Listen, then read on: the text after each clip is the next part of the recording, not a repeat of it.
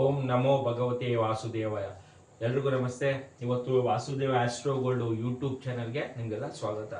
ಇವತ್ತಿನ ವಿಚಾರ ಏನಪ್ಪ ಅಂದರೆ ಪಿತ್ರಾರ್ಜಿತ ಆಸ್ತಿ, ಆಂಟಿಸ್ಟಲ್ ಪ್ರಾಪರ್ಟಿ.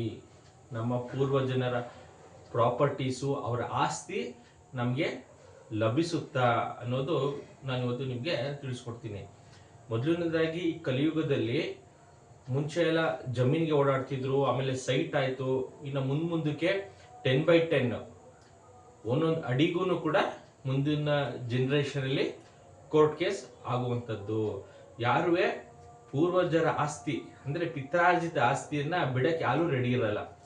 ಪ್ರತಿಯೊಬ್ಬರಿಗೂ ಅವ್ರ ಏನು ಬರಬೇಕು ಅವ್ರದ್ದು ಶೇರು ಖಂಡಿತ ಬಂದು ನಮಗೆ ಸೇರಬೇಕು ಅನ್ನೋದು ಒಂದು ಲೀಗಲ್ ಆಗಿ ಹೋಗ್ತಾರೆ, ಅಥವಾ ಒಂದು ಮಾತುಕತೆಗೆ ಬರ್ತಾರೆ.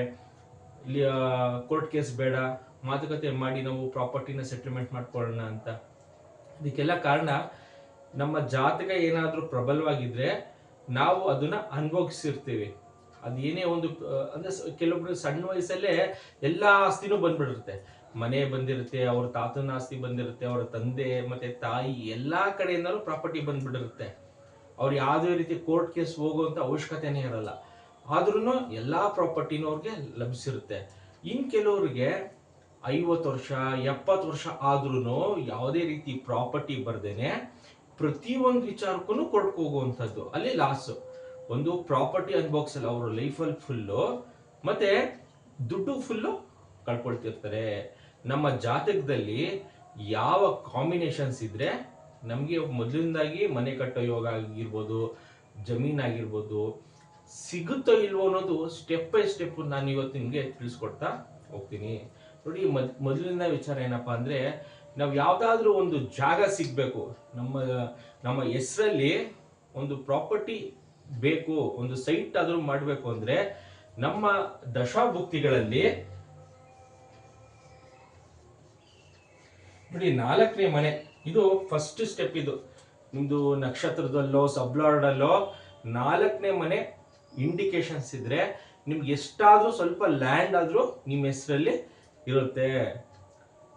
ನಿಮ್ಮ ಕೊನೆಯ ಉಸಿರೋ ಅಷ್ಟರಲ್ಲಾದ್ರೂ ನಿಮ್ಗೊಂದು ಜಾಗ ಅಂತೂ ಇದು ಕನ್ಫರ್ಮೇಶನ್ ಸಿಗುತ್ತೆ.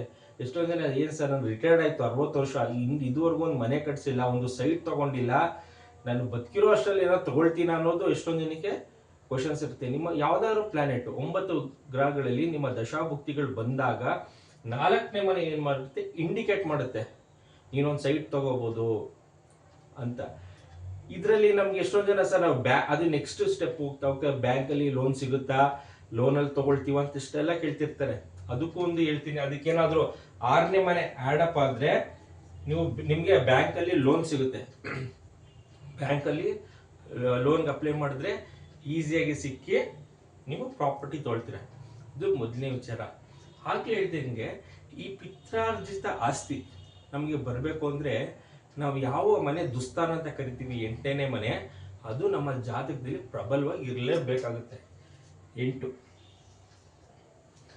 ಈ 8ನೇ ಮನೆ ಯಾವ ರೀತಿ ನಮ್ಮ ಮೇಲ್ ಪ್ರಭಾವ ಬೀರುತ್ತೆ ಅಂದ್ರೆ, ನಮ್ಮ ಜಾತಕದಲ್ಲಿ 8ನೇ ಮನೆ ತುಂಬಾ ಮೇಲಕ್ಕೂ ಕರ್ಕೊಂಡು ಹೋಗುತ್ತೆ, ಪಾತಾಳದಲ್ಲಿ ಹಾಕೊಂಡು ತುಳಿದೋಗ್ಬಿಡುತ್ತೆ. ಇದು ಕಾಂಬಿನೇಷನ್ಸ್ ಅಲ್ಲಿ ನಮ್ಮ ಲಗ್ನದಿಂದ 8ನೇ ಮನೆಯ ಜೊತೆ ಯಾವ ಮನೆ ಆಡ್ ಆಗಿದೆ ಅಂತ ನೋಡ್ಕೊಳ್ಬೇಕಾಗುತ್ತೆ. 8ನೇ ಮನೆ ಜೊತೆ 11ನೇ ಮನೆ ಇದ್ದು ಇದ್ರ ಜೊತೆ 4ನೇ ಮನೆನೂ ಇದ್ರೆ ನಮಗೆ ಸಕ್ಸಸ್ಫುಲ್ ಆಗಿ ನಮ್ಗೆ ಯಾವುದೇ ಒಂದು ಪ್ರಾಪರ್ಟಿ ಈಸಿಯಾಗಿ ಬರುತ್ತೆ. ಇನ್ ಕೇಸ್ ನೀವೇನಾದ್ರು ಕೋರ್ಟಲ್ಲಿ ಇರ್ತೀರಾ, ಕೋರ್ಟ್ ಕೇಸ್ಗೂ ನಿಮ್ಮನ್ನು ಸೇರಿಸ್ಕೊಂಡಿರ್ತಾರೆ, ಆಗ ನಿಮ್ಮ ಪರ ನ್ಯಾಯ ಸಿಕ್ಕಿ ನಿಮ್ಮ ಜಾತಕದ ಪ್ರಕಾರ ನಿಮಗೆ ಜಾತಕ ಪ್ರಬಲವಾಗಿ ಇದೆ. 4, 8 ಮತ್ತೆ 11ನೇ ಕಾಂಬಿನೇಷನ್ಸ್ ಇದ್ರೆ ನಿಮಗೆ ಕನ್ಫರ್ಮ್ ಆಗಿ ಪ್ರಾಪರ್ಟಿ ಸಿಗುವಂಥದ್ದು.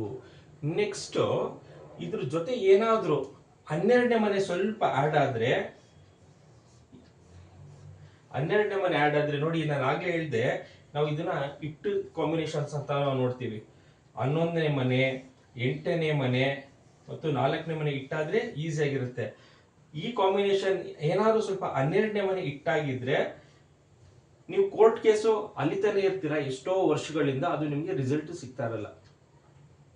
ಕಾಂಬಿನೇಷನ್ ಅಲ್ಲಿ 12ನೇ ಮನೆ ಇದ್ರೂ ಒಳ್ಳೇದೇ, ಬಟ್ ಏನಾದ್ರೂ ಇಟ್ಟಾದ್ರೆ ನಿಮ್ಗೆ 11ನೇ ಮನೆ ಲಾಭ ತಂದು ಕೊಡುತ್ತೆ, 12ನೇ ಮನೆ ಫುಲ್ ಲಾಸ್. ನೀವು ಯಾವ್ದಾದ್ರು ಒಂದು ಕೇಸ್ ಹಾಕಿರ್ತೀರಾ, ನಿಮ್ ಪರಾನೇ ಅಂತ ನೀವು ಲಾಯರ್ಸ್ ಎಲ್ಲಾನು ಹೇಳಿರ್ತಾರೆ ನೀವು ಗೆದ್ರಿ ಅಂತ, ಬಟ್ ಆದ್ರೆ 12ನೇ ಮನೆ ಏನಾದ್ರು ಇದ್ರೆ ಅದು ನಿಮ್ಗೆ ಸಕ್ಸಸ್ಫುಲ್ ಸಿಗಲ್ಲ. ಎಷ್ಟು ವರ್ಷ ಓಡಾಡ್ತೀರಾ ನೀವು, ಅಷ್ಟು ವರ್ಷನೂ 1 ರೂಪಾಯಿ ನಿಮ್ ಕೈಯಲ್ಲಿ ಯಾವುದೇ ರೀತಿಯ ಪಿತ್ರಾರ್ಜಿತ ಆಸ್ತಿ ಅನ್ನೋದು ನೀವು ಅನುಭವಿಸಕ್ಕಾಗಲ್ಲ. ಎಷ್ಟೊಂದು ಜನ ಪಿತ್ರಾರ್ಜಿತ ಆಸ್ತಿ ಮಕ್ಳು ಅನುಭವಿಸಲ್ಲ, ಮೊಮ್ಮಕ್ಳು ಅನುಭವಿಸ್ತಾರೆ. ಯಾಕೆ ಅಂದ್ರೆ ಕಾಂಬಿನೇಷನ್ಸ್ ಅಲ್ಲಿ ಯಾರಿಗೆ ಈ 4, 8 ಮತ್ತೆ 11ನೇ ಮನೆ ಇರಲ್ಲ ಅವ್ರು ಅನುಭವಿಸಕ್ ಸಾಧ್ಯನೇ ಇಲ್ಲ. ಬರೀ 8ನೇ ಮನೆ 12ನೇ ಮನೆ ಇದ್ರ ಜೊತೆಗೆ 3ನೇ ಮನೆ 4ನೇ ಮನೆಗೆ ವ್ಯಯ ಬಂದು 3ನೇ ಮನೆ ಕಾಂಬಿನೇಷನ್ಸ್ ಇದ್ರೆ 3, 5, 12 ಅಥವಾ ನಾವು ಕಾಂಬಿನೇಷನ್ಸ್ ಅಂತ ನೋಡ್ತೀವಿ ಅವರು ದಶಾಭುಕ್ತಿಗಳಲ್ಲಿ 7, 8, 12 ಈ ರೀತಿ ಇದ್ದಾಗ ಅವರು ಜೀವನದಲ್ಲಿ ಯಾವುದೇ ರೀತಿಯ ಸುಖ ಅನುಭವಿಸಕ್ಕೆ ಸಾಧ್ಯನೇ ಇರಲ್ಲ. ಅದು ಎಷ್ಟು ತಲೆಮಾರಾದ್ರೂ ಮುಂದಕ್ಕೆ ಹೋಗ್ಬೋದು, ಯಾರಿಗೆ ಇದು ಇರುತ್ತೆ ಅವ್ರು ಮಾತ್ರ ಅನುಭವಿಸ್ತಿರ್ತಾರೆ. ಎಷ್ಟೊಂದು ಜನ 4 ಜನ ಮಕ್ಳಿರ್ತಾರೆ, ಅದ್ರಲ್ಲಿ ಯಾವನೊಬ್ಬ ಮಾರ್ಕೊಂಡು ಅವ್ನಿಗೆ ಏನ್ ಬರ್ಬೇಕು ಆ ದುಡ್ಡು ತಗೋಬಿಟ್ಟಿರ್ತಾನೆ. ಇನ್ನ 3 ಜನನು ಅವ್ರ ಜಾತಕದಲ್ಲಿ ಕಾಂಬಿನೇಷನ್ಸ್ ಇಲ್ಲ ಅಂದ್ರೆ ಅವ್ರು ಅದನ್ನ ಅನುಭವಿಸಕ್ ಆಗಲ್ಲ, ನರಳುತ್ತಾನೆ ಇರ್ತಾರೆ. ಅನ್ಕೋಬಹುದು ಯಾಕೆ ಅವನಿಗೆ ಸಿಕ್ತು, ಅವನೆಲ್ಲ ಬೆನಿಫಿಟ್ ಮಾಡ್ಕೊಂಡಿದ್ದಾನೆ, ನನ್ಗೆ ಯಾಕೆ ಬಂದಿಲ್ಲ ಅಂದ್ರೆ ನಿಮ್ಮ ಜಾತಕದಲ್ಲಿ ಪ್ರಬಲವಾಗಿದ್ರೆ ಮಾತ್ರ ನೀವು ಪಿತ್ರಾರ್ಜಿತ ಆಸ್ತಿಯನ್ನ ಪಡ್ಕೊಳ್ಳಕ್ಕೆ ಸಾಧ್ಯ. ಬೇರೆ ಪಕ್ಕದವರು ನಿಮ್ಮ ಅಣ್ಣನೋ ತಮ್ಮನೋ ಅವನು ಚೆನ್ನಾಗಿರ್ತಾನೆ, ನೀವು ಚೆನ್ನಾಗಿರಲ್ಲ. ಲಾಯರ್ಗೆ ಬರೀ ದುಡ್ಡು ಕಟ್ಟಿನೇ ನಿಮ್ಮ ಲೈಫ್ನ ಸ್ಪಾಯಿಲ್ ಮಾಡ್ಕೊಂಡಿರ್ತೀರಾ. 12ನೇ ಮನೆ ಫುಲ್ ಎಲ್ಲ ವ್ಯಯ, ನೀವು ಏನೇನು ದುಡ್ಡು ಹಾಕಿರ್ತೀರಾ 1 ರೂಪಾಯಿ ರಿಟರ್ನ್ ಬರಲ್ಲ. ಒಂದು ಕೋರ್ಟ್ ಫೀಸ್ ಕಟ್ಟಿರ್ತೀರ ರಿಟರ್ನ್ ಬರಲ್ಲ, ಒಂದು ಲಾಯರ್ ಕೊಟ್ಟಿರ್ತೀರ ಅದು ರಿಟರ್ನ್ ಬರಲ್ಲ. ನಮ್ದು ಪಿತ್ರಾರ್ಜಿತ ಆಸ್ತಿ ಅಂದ್ಬಿಟ್ಟು ನಿಮ್ಗೆ ಎಲ್ಲಾ ತರನು ಸರ್ವೆ ಮಾಡಿಸಿ ಎಲ್ಲಾರ್ಗು ದುಡ್ಡು ಕೊಟ್ಟಿರ್ತೀರ ಅದು ರಿಟರ್ನ್ ಬರಲ್ಲ.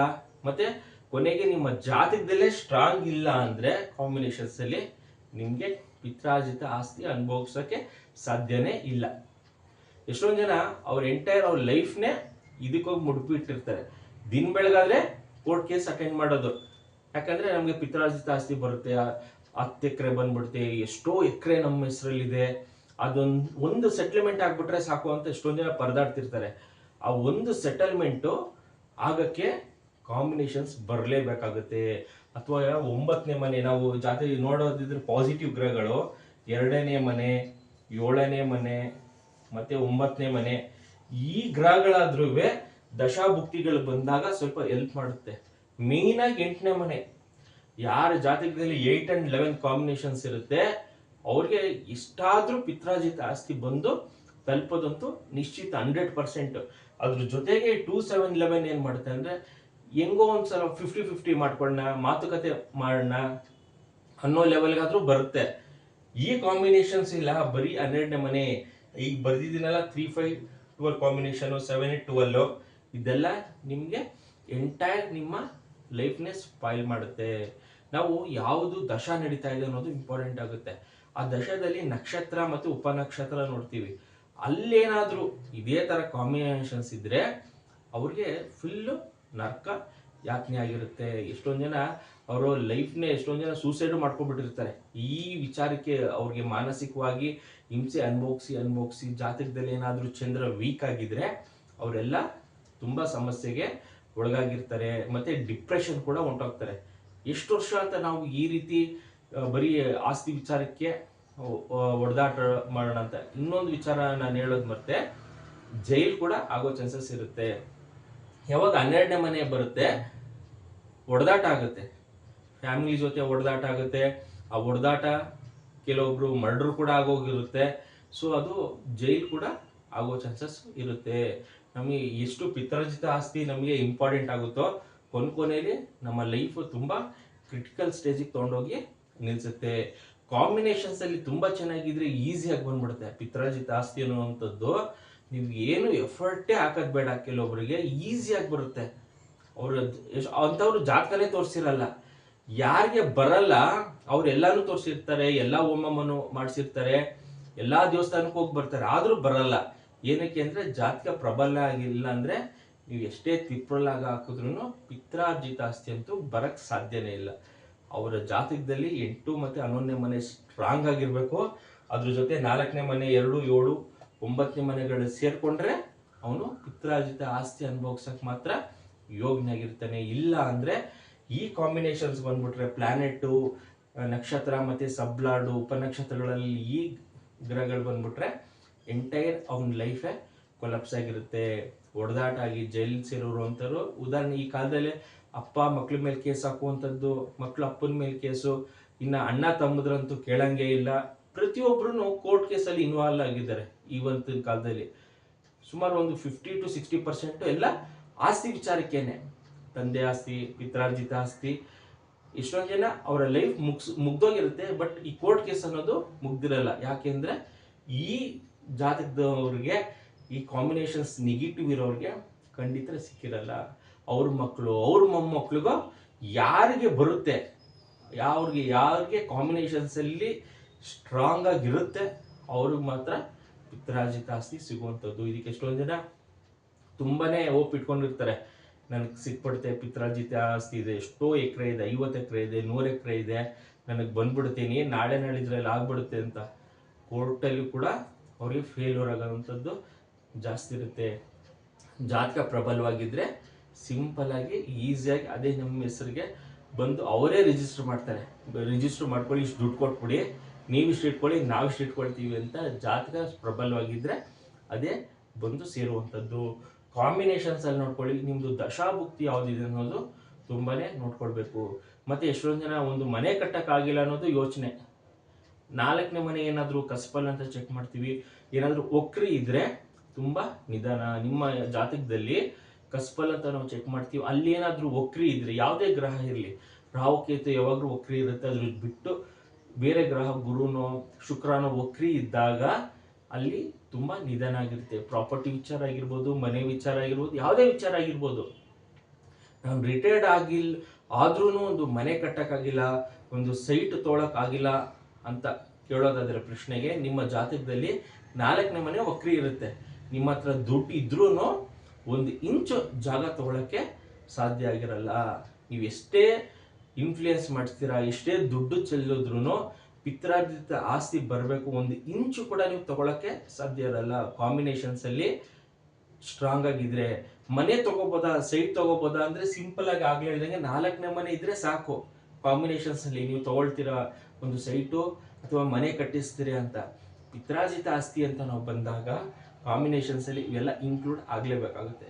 9ನೇ ಮನೆ ಬಂದ್ರೆ ಯಾರಾದ್ರೂ ಒಬ್ರು ನಿಮ್ಗೆ ಹಿರಿಕರೆ ಬಂದು ಸಪೋರ್ಟ್ ಮಾಡ್ತಾರೆ, ಇವ್ರಿಗೆ ಇಷ್ಟು ಪ್ರಾಪರ್ಟಿ ಕೊಡಿ, ಇಲ್ಲ ಮಾತುಕತೆ ಮಾಡೋಣ, ಇಲ್ಲ ಡಿಸ್ಕಸ್ ಮಾಡೋಣ, ಇದು ಮಾತುಕತೆ ಮಾಡಿ ಮುಗಿಸ್ಕೊಳ್ಳೋಣ. ಯಾಕಂದ್ರೆ ಎಷ್ಟೊಂದು ಜನ ಕೋರ್ಟ್ಗೆ ಹೋದ್ರೆ 20 ವರ್ಷ 30 ವರ್ಷ ಈಚೆ ಬರೋಕ್ಕಾಗಲ್ಲ.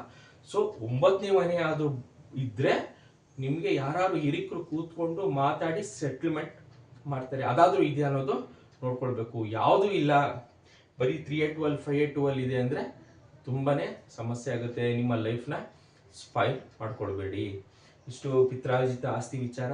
ಯಾರು Vasudeva astro gold YouTube channel subscribe ಮಾಡ್ಕೊಂಡಿಲ್ಲ ಮಾಡ್ಕೊಳ್ಳಿ. ನಾನು ಹಾಕುವಂಥ ವೀಡಿಯೋಸ್ ನಿಮಗೆ ರೀಚ್ ಆಗುತ್ತೆ. ನನ್ನ ಚಾನಲ್ ಯಾವುದೇ ರೀತಿಯ ದೋಷ ಕಾಟ ಮತ್ತು ಎದುರಿಸುವಂಥದ್ದಿರಲ್ಲ. ನಿಮಗೆ ಇದೆ ಅಂದರೆ ಇದೆ ಅಂತ ಹೇಳ್ತೀವಿ, ಇಲ್ಲ ಅಂದರೆ ಖಂಡಿತ ಆಗಲ್ಲ ಅಂತಲೇ ಹೇಳ್ತೀನಿ. Thank you.